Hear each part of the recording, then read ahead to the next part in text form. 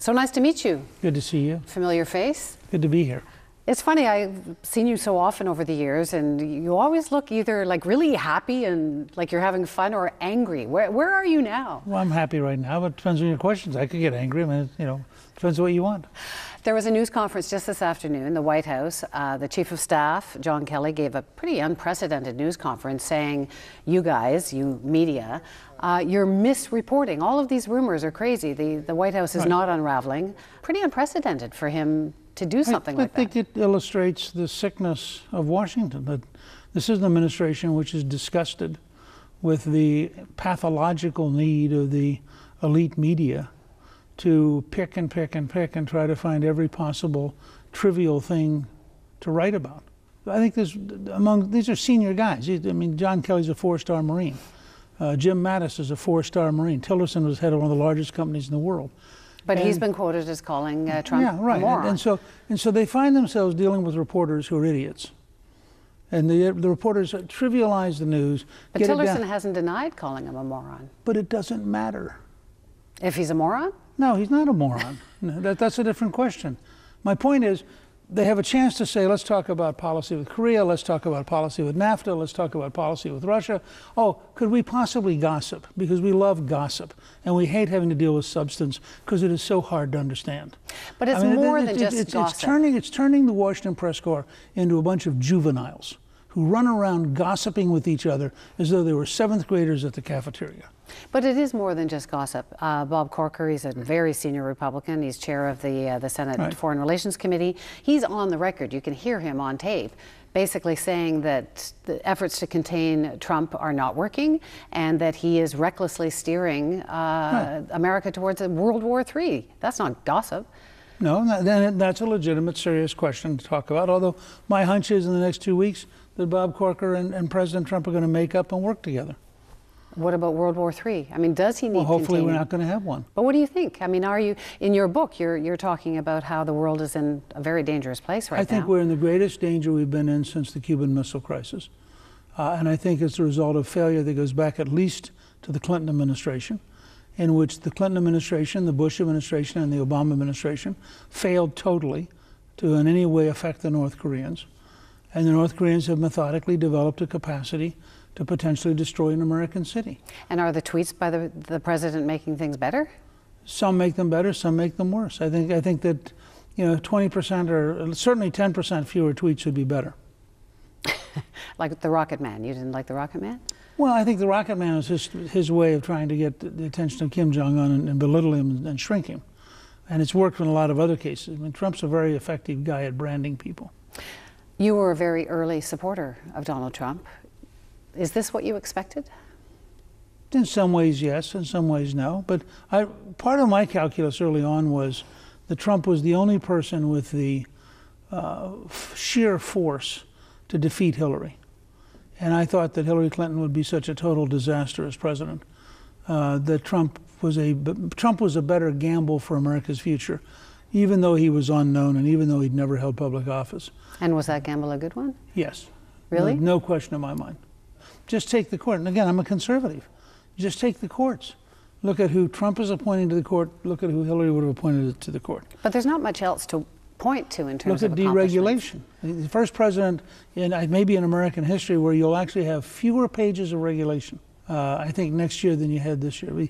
Remarkable change in the pattern of regulatory power, getting power back to the states. Look at the tax bill. The opposite of what Hillary did. He wants to cut taxes. She would have raised them. Look at Betsy DeVos as Secretary of Education arguing for school choice and the parents' right to have their children go to schools that work, compared to the total ownership by the unions of the Hillary Clinton operation. Look at the 57 Sunni countries who met with Trump in Riyadh, the King of Saudi Arabia meeting him at the airport, something he had not done with Obama, spending 3 days by his side. I mean, Trump in many ways has been a stunningly effective president. Just in the echo chamber of the left-wing hostile Washington press, it is virtually impossible for people to see what Trump is really doing. Do you take any responsibility for Trump's, or any credit for Trump's success? No, I think Trump is a unique figure. I think you didn't start this movement towards the populism and radicalism. I take some credit for the rise in a broad way of being willing to take on the news media, the rise in a broad way of being worried about American sovereignty, the willingness to take on political correctness. The fact that I'm willing to discuss left-wing racism, which just jars left-wingers because they can't, how could it be true? I think in that sense, Trump and I are very similar. But I don't think he's perfect. I think he has significant weaknesses, but I have enormous respect for his strengths. It sounded at one point like you were going to be vice president. No, that was a game he was playing with the news media. He was never going to pick me. Why not? Oh, lots of different reasons. I said to him when you might steal a bit of the spotlight. Well, we met to talk about it, and I said to him, in fact, I'll tell you a quick story about that. We met in Indianapolis when he really had already picked Pence, who's I think doing a great job, and Mike is a very close friend. And I said to him as we were discussing, we spent about 2 hours talking, and I said, look, you got to confront the fact. You're a pirate, and I'm a pirate. You cannot have a two-pirate ticket. There's no one for normal people to connect with. You need Pence because normal politicians can talk to him. And it was exactly right. I mean, people like Paul Ryan were very comfortable with Mike Pence. And as a Midwesterner, he really helped in Western Pennsylvania, Ohio, Michigan, and Wisconsin. So in some ways, Mike may well have been the missing last ingredient for winning the Electoral College. You going to run again? Going to go for it again? No. I'm at a point where I'm sort of in the elder statesman phase. Want to talk about NAFTA, about free trade. Yesterday, our Prime Minister, President Trump, met, and they were talking about NAFTA. And President Trump suggested that he would be very interested, perhaps, in a bilateral deal, a deal just with Canada. Why would he want that? Oh, I think it'd be very easy to write a U.S.-Canada free trade agreement and get it passed by the Congress. It's going to be much harder to write an agreement with Mexico. Just differences in the economy, differences in the scale of the problems. I think the president believes he could both write a free trade agreement with Canada and a free trade agreement with the United Kingdom. And in both cases, the Congress would probably pass them. Prime Minister Trudeau always said no, he would prefer a deal that involved Mexico as well. And Trump suggested, well, maybe I'll just kill the whole thing. He said that a few times, but he couldn't get that through Congress, could he? So what's the thinking? I mean, if he kills it, he kills it. Well, no, you need the approval of Congress to kill it. I think if the president decided to kill NAFTA, he'd win it in Congress. Really? Yeah. So do you think that there will be an agreement on NAFTA? Yeah, I think it'll probably come after the Mexican presidential election, but I think there'll be an agreement. Coming up next, round two. My conversation with Newt Gingrich gets heated. Is there anything But now notice how you just did this.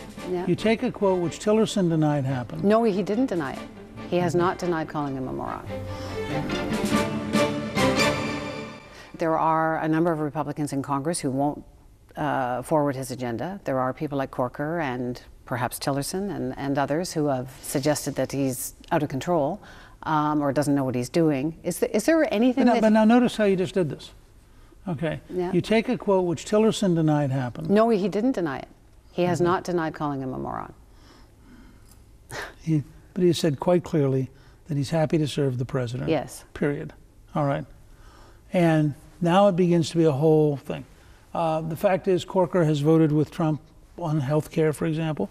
I believe Corker's going to vote in the Senate for the tax bill. They disagree personally. You know, I think the American system, because we have a president and the House and Senate, and we're constitutionally very different than a parliamentary body, we often have tension between that president and the Congress. And the comments about the disabled reporter and the grabbing the pussy and all that kind of stuff, it doesn't bother you? Is it enough to influence your position on global issues? You take I'm asking why don't you? You take an event which occurred 2 years ago, which was the reporter, okay? You take a locker room conversation that was, how many years ago? But does that matter how long ago it was? Didn't seem to for the media with Bill Clinton.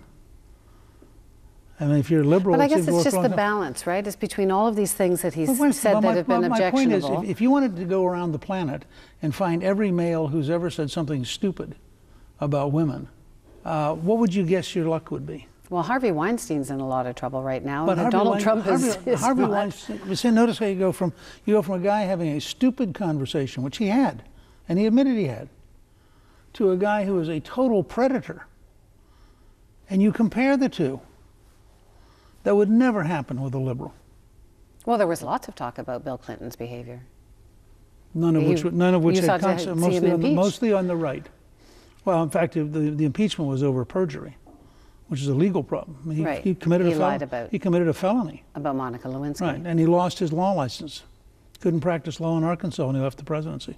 But I'm just trying to figure out, because it sounds like you're still very much behind him, behind Donald Trump. I think he said something stupid 15 years ago, or whatever date that speech. But there's been a lot of things that a lot of people have called stupid, not just that one. The alternative was a woman who deleted 33,000 emails illegally, who ran a totally illegal server, whose foundation took money from the Russians and virtually everybody else on the planet. And if you want to talk about Russian influence in the United States, look at the Clinton Foundation. And so my choice wasn't between, Christ as a candidate and Donald Trump. My choice was a woman who I thought was both ideologically wrong and fatally flawed and totally corrupt. And now you've seen, it's been several months that he's been president, and he still has your trust, your support? I think that what he is doing to shake up Washington is what America needs. I think the system was badly broken. I think just what he's done on deregulation is historic, and I think what he's doing on judges is historic, and I think what he's doing on reasserting sovereignty.